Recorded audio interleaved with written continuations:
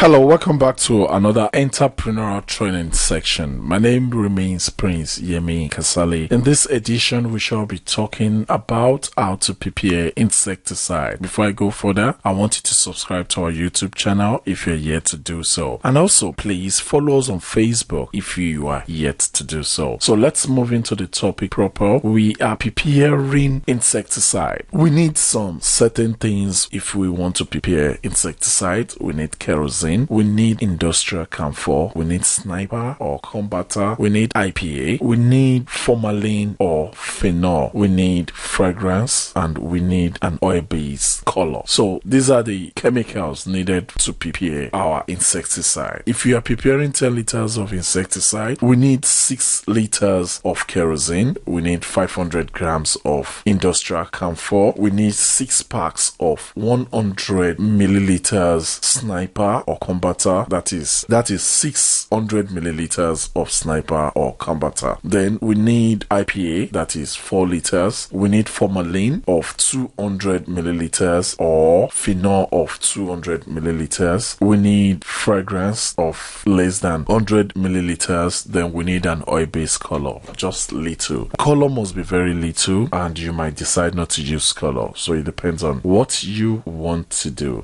We are only using phenol because of the scarcity of formalin. Otherwise, I prefer you use formalin. So let's move further. That's our kerosene. Then we have camphor, our industrial camphor, our sniper, our IPA, that's an alcohol, our phenol, this is our perfume, our color. Well, we'll still be using formalin in this production. I didn't want to use it at the beginning, but I decided to use it. So these are kerosene. I'm not preparing up to 10 liters. I'm preparing just about 1 liter.